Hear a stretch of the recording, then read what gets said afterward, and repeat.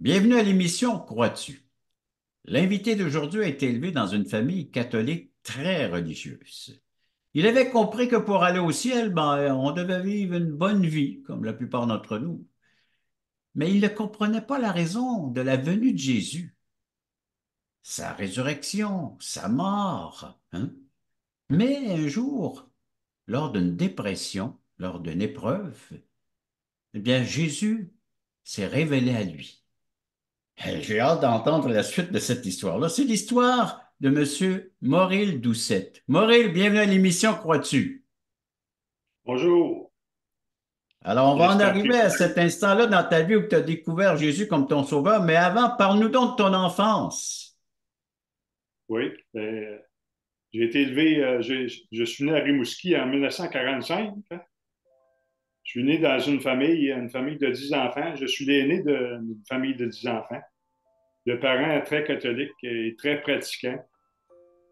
Dans mon enfance, j'ai appris que mes parents et à l'école qu'il y avait un Dieu. Euh, mais pour moi, ça n'a pas été difficile parce qu'en voyant la création me révélait qu'il y avait quelqu'un qui avait créé. C'était évident pour moi en voyant la création. Alors, toi, juste en voyant la nature qui t'entourait, te dis, ouais, et il y a une intelligence là, il y a un créateur, il y a un Dieu. Exactement. Fait que j'avais compris des enseignements catholiques de ma jeunesse que pour aller au ciel, je devais faire une bonne vie. Fait que j'essayais de faire une bonne vie et pour aller au ciel. Je voulais aller au ciel. Je me comparais aux autres, mais ma façon de savoir que, bon, je n'avais pas de la certitude que j'allais aller au ciel. Mais là, je me comparais aux autres, je regardais les autres alentour de moi, puis je disais, je suis pas pire. Je suis peut-être j'ai un bon niveau, là. T'étais dans ton échelle de valeur, tu étais pas mal assez haut. Oh oui, c'est ça, j'étais comparable. Bon.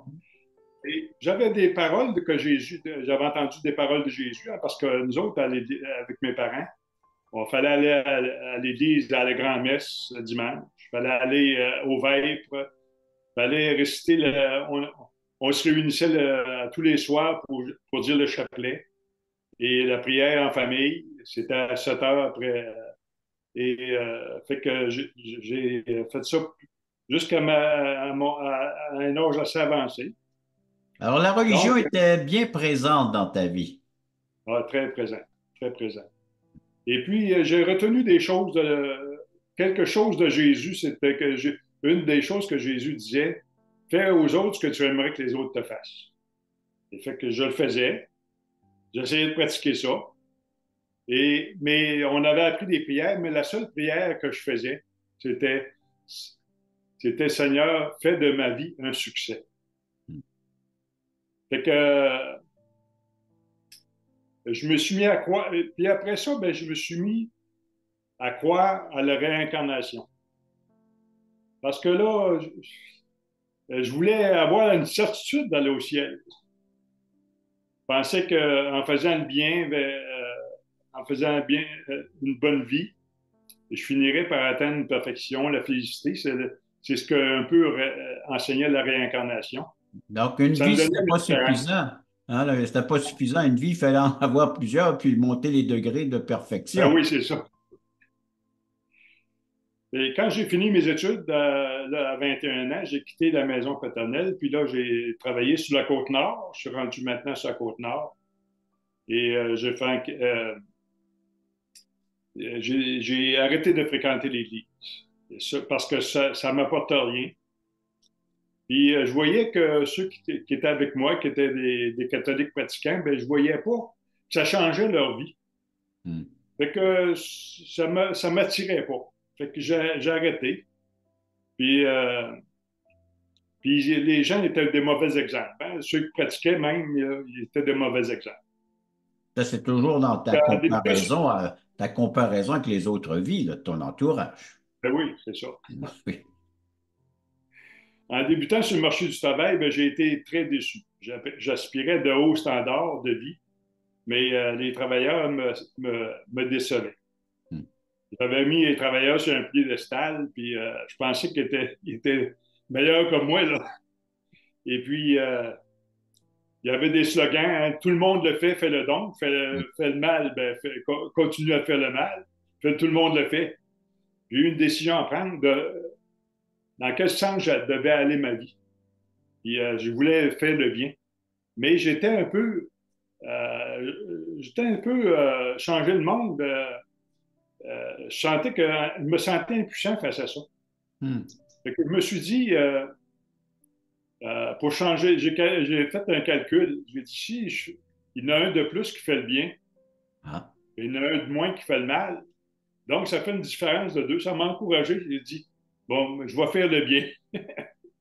Fait que, mais malgré cette décision, il m'est arrivé de faire le mal. En volant, j'ai réalisé, j'ai fait du mal. Hmm. Et euh, Donc, en je dois. général, Maureen, c'est que la vie des gens de ton entourage et ta propre vie, c'était décevant. On essaie de faire le Oui, bien, mais tu réalises que le mal est toujours là, ben oui, c'est ça. toujours présent. On a beau essayer de multiplier les bonnes actions, mais il y a toujours cette présence négative, néfaste qui vient détruire le bien qu'on fait. Et mon cher Maureen, on va prendre une courte pause. Puis après la pause, on revient avec ce fameux combat, hein, entre le mal et le bien. Vous rappelez-vous du temps où vous étiez dans ce monde totalement perdu, quand Dieu vous cherchait? Vous souvenez-vous de la joie ressentie au moment où vous êtes passé de l'ombre à la lumière, quand votre raison de vivre par l'amour de Dieu est devenue claire? Allons, levons les yeux, montons sur la montagne pour conquérir. À la gloire de Dieu et au salut des âmes perdues, il est temps de célébrer notre foi.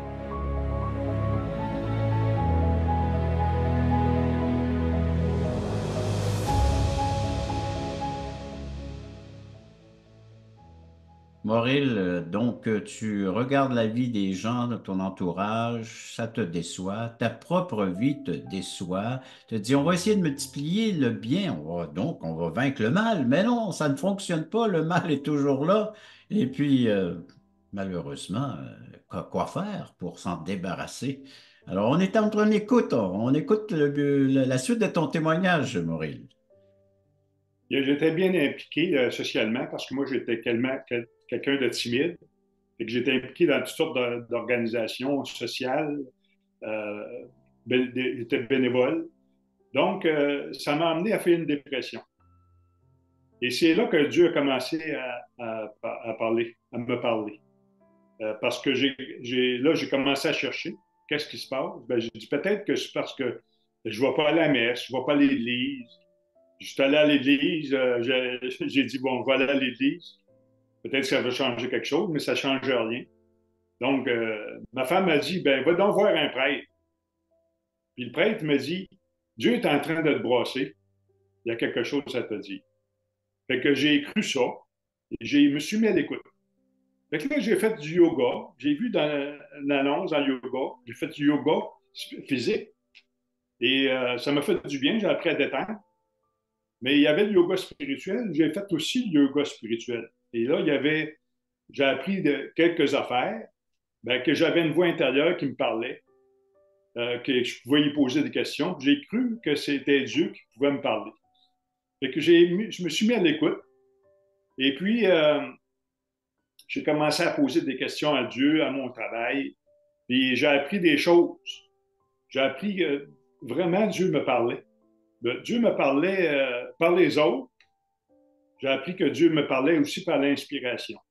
Et que pendant un an de temps, je pratiquais ça, les deux choses, puis j'aimais Dieu, là. Dieu me faisait du bien. Dieu parlait, répondait à mes prières. Dieu m'aidait dans mon travail. Dieu changeait quelque chose dans mon travail. Fait que, à un moment donné, je vois dans le journal, il y a un évangéliste qui vient à cette île. C'est Alain Chouaki. Fait que j'ai dit, bon, c'est un évangéliste international. Oui, il doit aimer Dieu. Puis moi, je veux entendre parler de Dieu. J'allais à ses conférences. Il faisait un appel si je voulais suivre Jésus-Christ. Puis j'ai répondu à l'appel.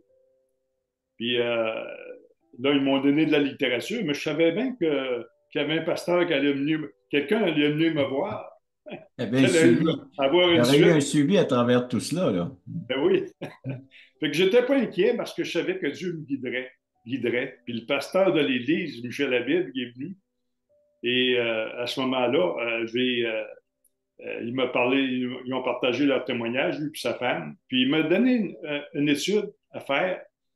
Est-ce que la Bible, c'est la parole de Dieu? Est-ce que c'est Dieu qui parle là-dedans? Moi, j'avais essayé de la lire, la Bible, puis je ne la comprenais pas. Il n'y avait rien à dire contre la Bible. Tout ce que je connaissais de la Bible, c'était bon, mais je n'étais pas capable de la comprendre. Fait que, mais j'ai décidé, la semaine d'après, j'ai dit oui, je crois que c'est la parole de Dieu. Et là, j'ai dit si la parole de Dieu, là, c'est ça que je vais mettre en pratique, c'est ça que je vais croire. C'est ça qui c'est pas les hommes que je vais croire, mais c'est que Dieu, c'est Dieu que va croire. Fait que là, commencé à mettre en pratique la parole de Dieu.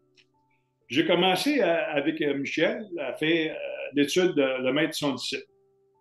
Et là, en faisant le maître de son disciple, bien, là, ça m'a amené à dire, j'ai dit, Seigneur, je veux pas que ça vienne de moi, de croire. Je veux que tu me donnes de croire. Donne-moi la foi de croire. C'était ma prière. Et un dimanche matin à l'église, on chante un chant qui dit la Bible le dit, cela te suffit. J'avais la certitude que Dieu m'avait donné la réponse. La Bible le dit, cela te suffit. Tu n'as pas besoin d'autre chose. Fait que crois ce que la Bible dit, mets-la en pratique. Et j'ai commencé à mettre en pratique ce que la parole de Dieu dit. Dieu a fait des bonnes choses dans ma vie avec ça. Regarde, on va prendre une courte pause, hein? Et puis, Oui? on va ensemble revenir, puis tu nous partageras les découvertes que tu as faites dans la Bible et les changements que cette parole a opérés alors dans ta vie, après la pause.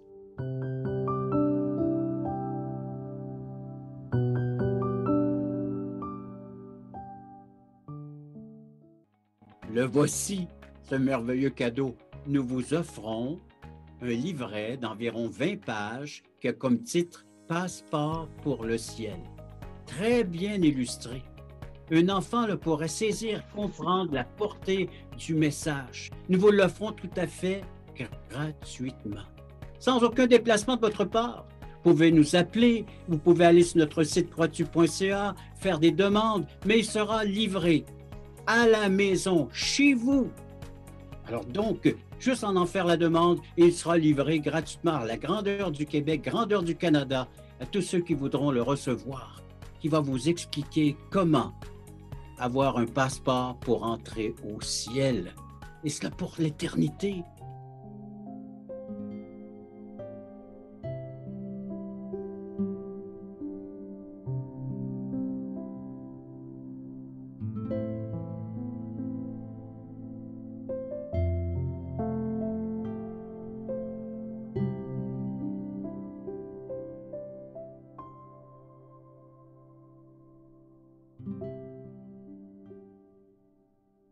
Donc, mon cher Maurice, tu te mets à lire la Bible, puis c'est en train de transformer ta vie. Peux-tu nous en parler? Bien, j'ai tout découvert, donc, en tout cas, ça nous dit que tous les hommes sont pécheurs. C'est pas difficile à comprendre, ça. On le voit, c'est évident. Cette J'ai admis que fameuse j'étais présence du pécheur. mal, c'est ça, comme tu essayais de combattre en le voyant chez tes proches aussi. Tout le monde était atteint de cette Oui, présence, j'allais dire cette maladie qu'est le péché, mais la présence du oui, mal. ouais.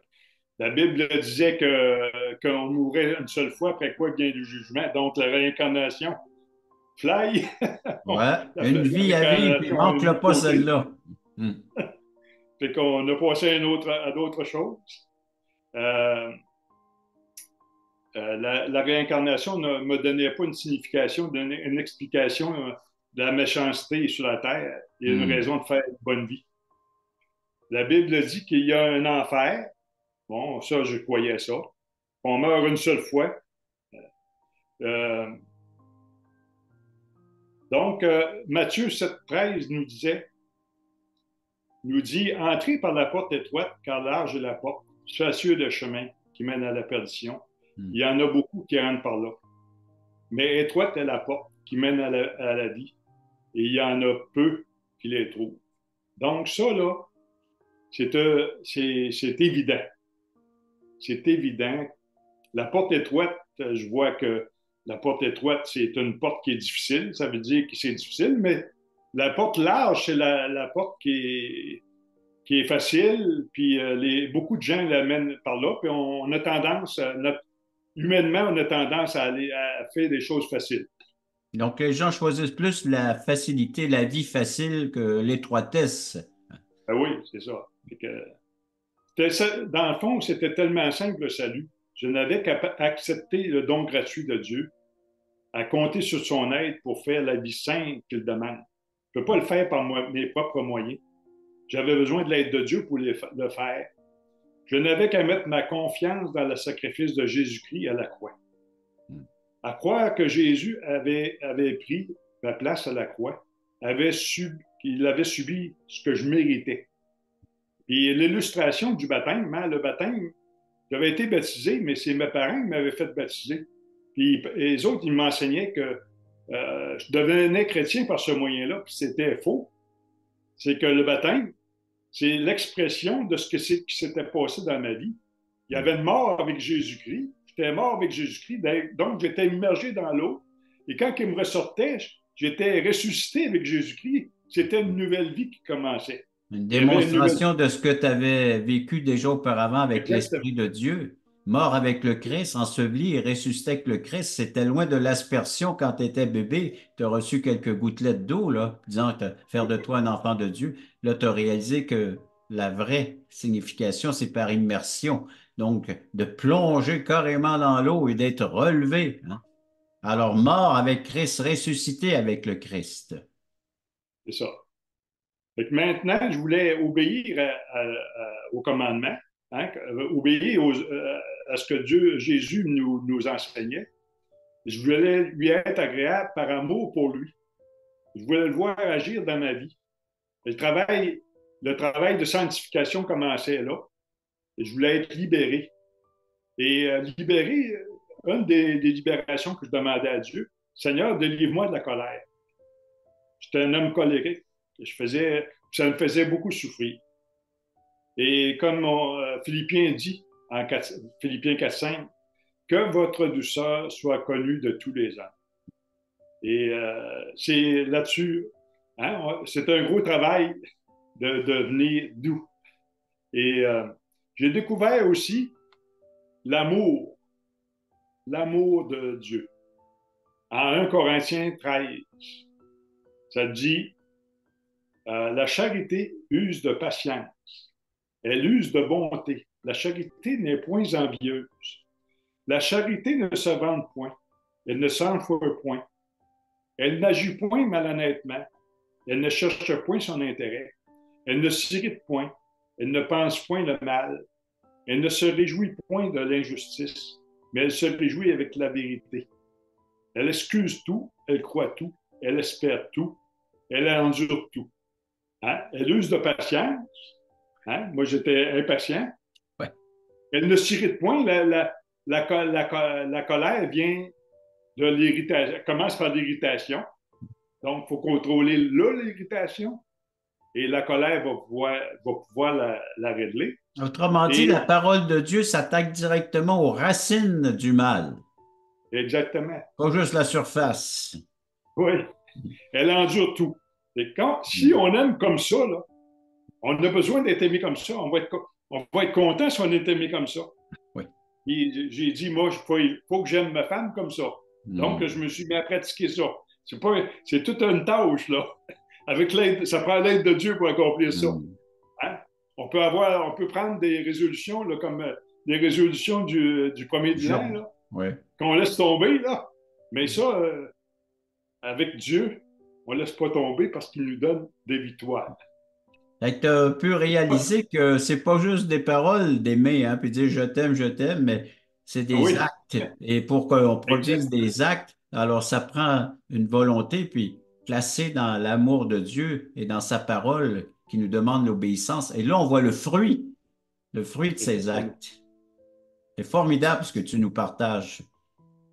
Ensuite, l'orgueil. Hein? L'orgueil me libère de l'orgueil. Mais c'est un service à l'Église que le Seigneur m'a libéré de l'orgueil parce qu'ils m'ont demandé de diriger les temps, d'animer les temps de prière, les temps de louange, ces choses-là. Mais je me voyais tellement pauvre, je voulais pas que les gens voient comme ma grande pauvreté. Et ça me faisait très souffrir. Ça prend du temps. L'orgueil, ça prend. La grandeur de mon orgueil, là, je la connais pas encore toute. Hmm. Je la découvre, la grandeur de mon orgueil, et Dieu m'en libère. Ouais, J'aurais là, tu jamais prié abordes à Dieu. un autre grand aspect de l'être humain, de s'exposer, de prendre des postes de direction ou d'être en public. Les gens voient nos faiblesses, notre vulnérabilité, tout ça. Et c'est vrai que ça fait, ça fait mal. Et puis l'orgueil, bien, en prend un coup. Mais on vit Oui, l'humilité et on voit Dieu agir dans ces moments-là. c'est ça. C'est une belle qualité, là, Hmm. l'humilité, là. C'est Et tu en as enrichissant. fait des découvertes dans la parole de Dieu, puis surtout de réaliser que c'est le Seigneur qui accomplit tous ces changements-là par la foi que tu as placée en lui. C'est ça. Il me libère, il me fait grandir dans la générosité, Hmm. dans l'hospitalité. Hein? Je n'étais pas hospitalier. Il me fait grandir dans la douceur, comme je parlais de la Ouais. douceur. Dans l'évangélisation, faire connaître aux autres. J'avais à cœur de faire connaître aux autres, mais c'est pas facile de Partager faire ta ça. foi et l'Évangile avec les autres, oui. Oui, c'est que j'avais à cœur de faire ça, tout tremblant, je le faisais, mais avec l'aide de Dieu, je pouvais le faire. Et j'ai l'assurance d'aller au ciel. Hmm. Maintenant, j'ai l'assurance d'aller au ciel. En Jean 10, 27, 28, ça dit, mes brebis, elles entendent ma voix, je les connais, et elles me suivent. Je leur donne la vie éternelle. Elles ne périront jamais, et personne ne les ravira de ma main. C'est une ancre. Hmm. C'est la certitude. Je ne peux pas le perdre. C'est certain. C'est parce que j'entends sa voix, Ouais. et puis le Seigneur dit, elle me suit. Je suis le Seigneur. Ouais. Je suis Et le alors, Seigneur les Jésus. brebis entendent sa voix, elles me suivent et je leur donne la vie éternelle. Cette confiance de Exactement. suivre le bon berger. Maureen, on va prendre une courte pause et tu viens de nous dire que tu aimes ça partager ta foi. Bien, après la pause, tu lanceras un défi à nos téléspectateurs.